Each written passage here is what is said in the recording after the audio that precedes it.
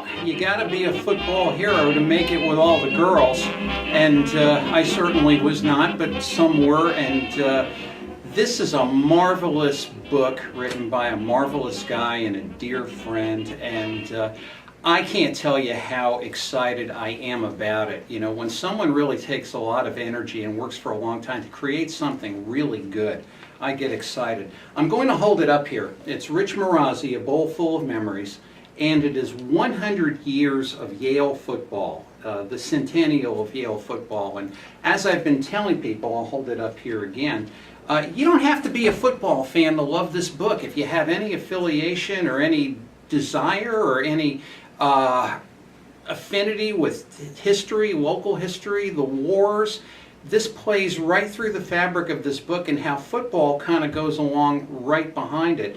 And Rich Marazzi, for those of you that don't know him, I know we have a lot of Rich's fans that are watching us today. Rich is a radio talk show host. He is a Major League Rules consultant. He is a lifelong Yankee fan and probably one of the best guys I've had the pleasure to know for oh so long. And Rich, thanks so much for being with us. I really do appreciate it. Hey, Tony, thanks for inviting me. I look forward to it. And you know, and how could I put it? I take my car, I'll go up and down Route 34, I'll go to the Parkway, and I'll say to myself, there's the Yale Bowl. It's somewhere back. You really can't see it. I've taken people by there, and they expect to see Yankee Stadium, but they really can't see the bowl unless they get right on top of it. And I've always kind of wondered, why was that particular location decided on for the bowl 100 years ago plus? Well, first of all, Tony, they played their football games at a place called Hamilton Park, which is off Willie Avenue. And Hamilton Park, we're going back now to the 1870s, early 1880s, and Hamilton Park was a small park, had a small grandstand, and it is a larger area to play. And so they eventually moved over to where the baseball field is now, and they played there from the field was located from center field out towards right field. And then they expanded that, and where the team practices now, right off Route 34 there, Derby Avenue, they made a field that is perpendicular to the original one, which I call Yale Field 2. Anyway, that field held about 35,000 people, and Yale was drawing large crowds back in the day, and they were losing money because they couldn't meet the demand for tickets. So they put together a committee of 21, and the group decided that they do need a larger stadium. And so what they did was that the university purchased the land, I believe it was from the Farnham family in Haven, which was at the time where the Yale Bowl now is. It was just one big meadow area. And I think the original thinking was that they were going to make it an all-sports facility. And there were many contentious meetings about that back that time as regard to how this new stadium was going to be used. Anyway, it was decided it would be used primarily for football, which it has been for the last 100 years, and they would use a track site elsewhere and so on, and of course the baseball fields across the street. So you ask, why was it put there? Well, there was space there for it, basically, and the reason why you don't see it is because it is a subterranean field. There were different architectural plans to build the bowl years ago, and the one that was accepted by Charles Ferry had a plan that actually was called a cut and fill process, where they really dug a big pit, a big hole, and they used the dirt from that hole as a berm of the bowl. And so when you walk in the Yale Bowl, actually, it is almost equidistant, about 27.5 feet when you walk in from ground level down to the bottom of the field. And that dirt that they excavated is what is around the berm of the bowl. And by doing it that way, they probably saved the Yale. It probably would have cost twice as much from what I had read at the time. And so he saved Yale a lot of money. They built a stadium that was fireproof, and it was bigger than Harvard Stadium, which was important too, by the way.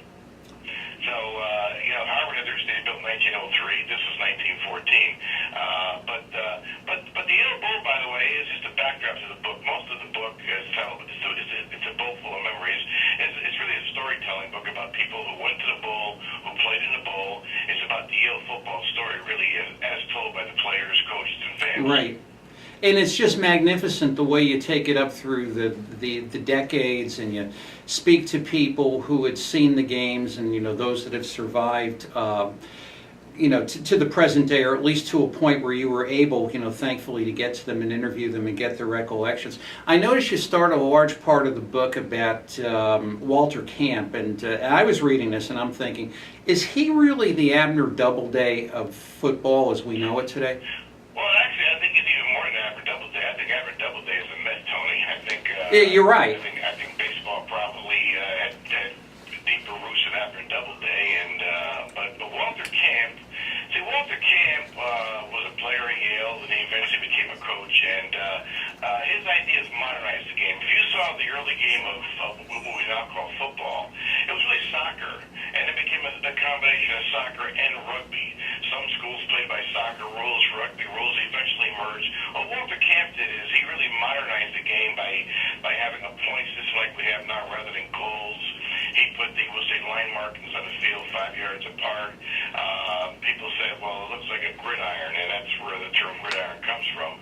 He had markings all over the fields regarding stripes and so on. And he organized like the line of scrimmage, and what he did was he really modernized the game. And so that's why Walter Camp is given credit for, I think, as the father of college football, because of his, we'll say, modern ideas of the game as regard to how it evolved. If you look at the early games played when Yale played their first game against Columbia, 1872, it was really a soccer game, and I have no idea why they would credit it as a football game, as a football win even, but they do. I mean, the game did not resemble anything like we know of it today. But Walter Camp modernized the game, even though he was known as the father of modern football, he resisted the idea of the forward pass for many years.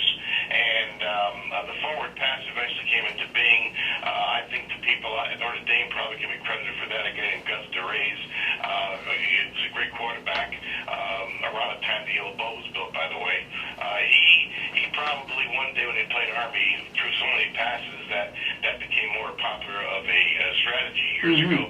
But anyway, Camp, because of all the other innovations, that's why he's called the father of Yale, we'll say college football. And he's buried at the Grove Street Cemetery, and I recall going to the cemetery and taking a photo of his gravestone. He's buried there with his son, who also played at Yale, by the way, and his wife's buried there. And by the way, Walter Camp, he was the president of a clock company in New Haven, and oftentimes he could not get to practice, and his wife would really go over to the practice field and tell Walter what she saw, and she was like an assistant coach, so.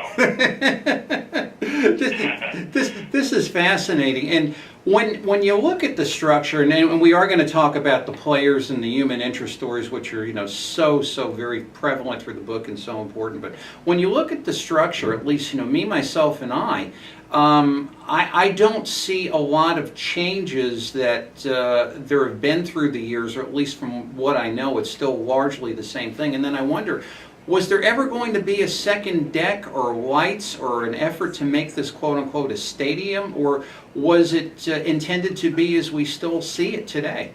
There was talk at one time in the early 1920s of adding a deck to the Yale Bowl, making it a stadium that would hold about 120,000 people, but it was mostly talk. Nothing was concrete, and it was really a pipe dream, basically at the time by some people, but it never came to being. So the Yale Bowl seating capacity today, by the way, is almost exactly what it was when it was built in 1914. It has been through a renovation, as you know, and when they did the renovation, they enlarged the promenades when you walk in, so that decreases seating for a time. And years ago, they put bleachers on the field for big games and like against Army, and supposedly they had crowds of 80,000 there once or twice. But and by the way, when you talk about crowds back then, I'm not quite sure how accurate the count was with ticket takers and things like that. So a lot of times I think it was just an estimation also. But there have been reported crowds of 80,000, and mostly for Yale Army games. And but the ball has not changed much. That's the amazing thing about it. It's 100 years old this year. It was built the same year as the Panama Canal and Wrigley Field, and it has not changed too much. And it is a national landmark, by the way, historically. And well deserved. Now, when you think of the early history of football, and we've all seen Newt Rockne All-American, and how the whole college football monolith as you all started. Not quite being that old, I am aware that Fordham had a very, very large national team at one time, or a team of national prominence. NYU, Army, Yale, and for a while there was a drop-off. At one point, at least to my understanding, Fordham didn't even have football. And what exactly took place as far as, was it societal? Was it just too many things? Was it television to get incredibly large crowds in Yale Bowl, which really kind of dwindled down to nothing, and now we're starting to, pick up a bit, which I'm happy to see. And if you had to explain all that in a nutshell, what would you say? Well, first of all, the hegemony of college football has originally changed from the Northeast to the entire country as time went on. But everything began here because this is where the universities throughout the country were first born: Harvard, Yale, West Point, and so on. You mentioned Fordham. Fordham had great teams back in the 30s. In the 30s, yeah. They had the Seven Rocks at Granite when Vince Lombardi played there. But I think some schools dropped it and Fordham came back. I think it was a matter of economics. As far as Yale's concerned, the Yale Bowl, was such a large. Don't forget, there was nothing in the world that could match it at the time. Never mind the country, and it was an economic thing that Yale played almost all of their games every year at home. Only a few were played on the road, and for years Dartmouth never played it in Hanover. Okay, and teams came here basically because of the money situation, because of the sharing the receipts. The split of the gate, sure. And so that was the main thing with regard to playing the games of the Yale Bowl. As a matter of fact, the Yale Bowl opened November 21st, 1914 against Harvard. They were going to play the Army-Navy game there the following week. The only reason why the game wasn't played was that the higher-ups at the Naval Academy did not want the midshipmen to stay overnight anywhere. But the Army-Navy game was almost played there, and there was talk of playing the 1915 Baseball World Series there. There were guys who came in up here from the New York Giants Baseball Club, and they talked to Everard Thompson, who was head of the operation of the Yale Bowl, and Thompson said, "Yeah, we're interested here at Yale." He said, "Go out there and measure the field." They went out there and they found out there was as much playing space in the Yale Bowl as there was in Fenway Park, where the World Series was played in 1914. That's right. Matter of fact, the Boston Braves used Fenway Park the year because Fenway was bigger than Braves Field. So they had the idea of playing the World Series there in 1915, and but once again, never came to pass, probably because there were no dugouts in the bowl, there was no clubhouse in the bowl, and there never has been a clubhouse in the bowl. So these are all different. But to answer your question, basically, it's economics why so many games are played in the Yale Bowl over the years, and because of the capacity that it held in as regards to the money situation too. And you know me, I absolutely lose my mind when it comes to old stadiums, and I can ask you about that till the cows come home. But I know when we were discussing this over the course of the weekend, what really struck you as far as going through this book were the human interest stories that you found in the players going through the years, and the fabric of what the common ground that they all had about putting on the Yale uniform, and the fact that what they did on the football field was only just a microcosm of where it took them in life. And if you would, for a moment, could you share some of those stories for us? Sure. A couple of stories. Well, first, I was always interested in, we'll say, wartime Yale also. Just a couple of things. The Yale, just outside the Yale Bowl during World War I was a camp. The 102nd Regiment was there. During World War I, all the American, the English National Guard was actually mobilized throughout the country. And the 1st Regiment Hartford and the 2nd Regiment Haven, they trained here at the Yale Bowl. And if you drove down Derby Avenue in 1917, you look to your left where the field house is now there, and where the parking lot started, you'd see all white tents for a World War I camp. And in World War II, there were many players who played for Yale who went on to service and lost their lives. And same thing in World War I. So there were so many human interest stories in the book regarding that. There was one player, Hovey Seymour, who captained the 1940 Yale team.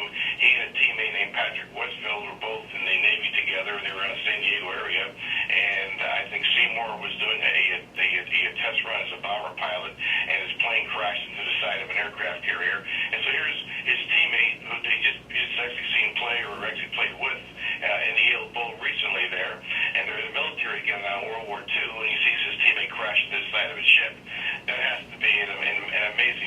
Sure. Like people say, well, they often use the word when they talk about sports, we're going to go to war today.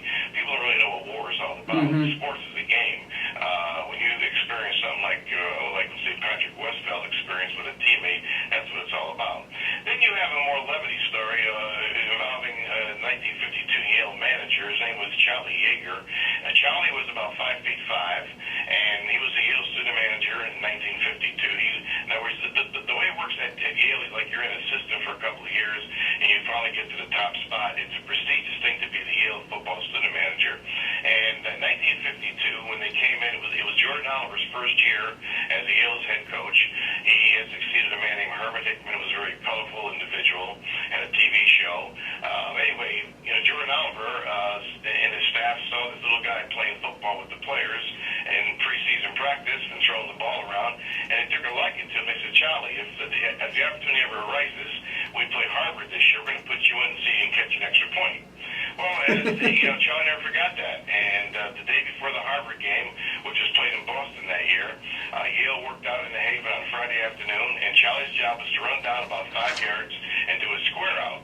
And they ran the play twice in practice, he told me. And they got on a train, they went to Boston. Well, the following day now, it's halftime of the Yale-Harvard game, and Yale has a commanding lead. And Charlie remembered what Jordan had told him back in August. He said, if we have a good lead, we're going to put you in the game to catch an extra point. So Charlie saw a uniform lying around. It had uniform number 99 on it. He got dressed, and he went out with the team in the second half. Actually barely unnoticeable to the crowd, of course. And then Yale scored again in the third quarter. And so Jordan said to Charlie, we score one more time, you're going in. So Yale scored one more time, and Charlie went in, and his job was to run the square out. It was a fake extra point. I think the holder was Ed Malloy, who was a quarterback. And Charlie ran down. As Charlie took off to go down, by the way, he was hit by a Harvard linebacker and almost knocked down to the ground. But the Yale right tackle, he kept Charlie up on his feet, and he threw him out in the end zone so that Charlie can stay on his feet. And then Malloy threw the ball up in the air, and he caught it for the extra point. When the Harvard crowd learned that the Yale center manager scored a point and with a big lead, they thought that they were rubbing their noses in the whole thing. And it was quite a bit of bad feeling for a while. But the main thing about it, Tony, is that the artist who drew up the game day program that day, and I'm sure the artwork was done months in advance, all right, he had 3 generic players coming out of a tunnel at Harvard Stadium, and they were led by a guy wearing number 99. Now, what are the chances of that ever happening, you see? And it was just all happenstance, of course, and it's just amazing that Charlie wore number 99. And then probably the most poignant story I think I have in the book that I really enjoyed was in 1960, Yale had a great guard named Ben Baum. He's the last first-team Yale AP All-American. And he went on to become an orthopedic surgeon, went to Yale Medical School. And so Yale had a quarterback in the mid-60s named Watts Humphrey. Anyway, 1967, Ben Baum, he volunteered to go into a MASH unit in Da Nang in the military. And Watts Humphrey, after he graduated from Yale, went in the Marines, and he was also in the area in Vietnam. Well, one day Watts was involved in a skirmish where he was hit with a shrapnel attack, and he was victimized by that, and they rolled him into the MASH unit where Dr. Baum was. And the doctors are told to prioritize based on as regard to how severe the injuries were for the various soldiers that came in. Anyway, they told him to leave Watts alone because Watts was too far gone. He said, wait a minute, I saw this kid play football in the Yale Bowl just a couple of years ago. I'm not going to let him go. And so he saved Watts' life. He saved his arm. I talked to Watts about this, and I interviewed Dr. Baum too, by the way, but people told me long before they didn't talk about this. I wouldn't talk to him about it, but I talked to Watts about it, and Watts said, yeah, he said, I would love to meet him one day. We never really met. And so these are the kind of stories, by the way, that, and once again, to me, is what makes what the book's all about. The Yale Bowl is a building, but it's the people who give the building its face, its personality. No doubt about that. And in our waning moments, and we've still got a few, what really got me here in this book, and you know me, and you know what types of things I get attracted to, are just the historical figures that have made their way somehow through the Yale Bowl. You'd mentioned Babe Ruth, you'd mentioned the Kennedy boys, and talk about both of them for a second. That to me really gripped me.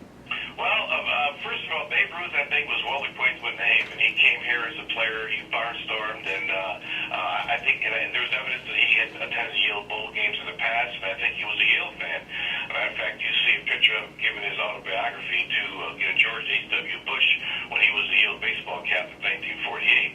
A student named William White went to the Yale-Harvard game in 1932. He was a Yale freshman, and it was a rainy day, and some people, he finally went over to sit where most people were sitting, and there was a couple sitting there with a piece of linoleum hanging over their heads to protect them from the rain, and they said, "Son, come in here with us. We can get out of the rain."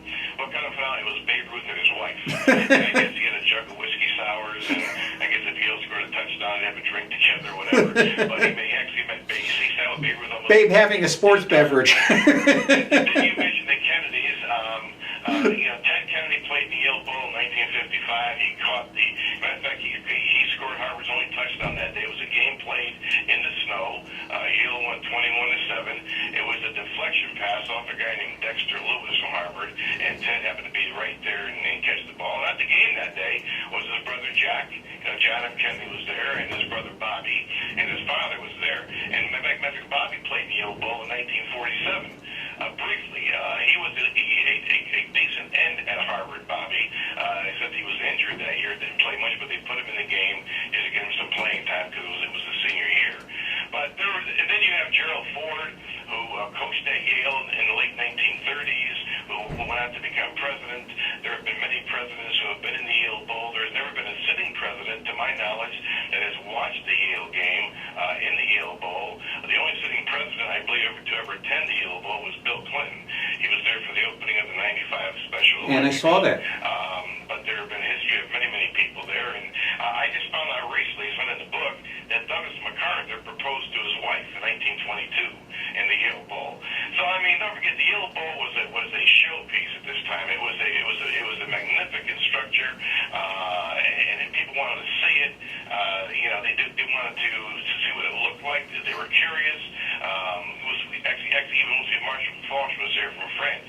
He attended a game here in the Yale Bowl. It was something that people wanted to see. It was different. It was huge, and it was actually my first day there was 1948 for a high school game, Hill House, West Haven, and I think it caught my attention right away, and that's probably what inspired me in my life to just be involved in the Yale Bowl and eventually write a book about the whole history. And 65 years later. So here we are. Here we are. And what I'm going to do here in our last several moments is hold up your book.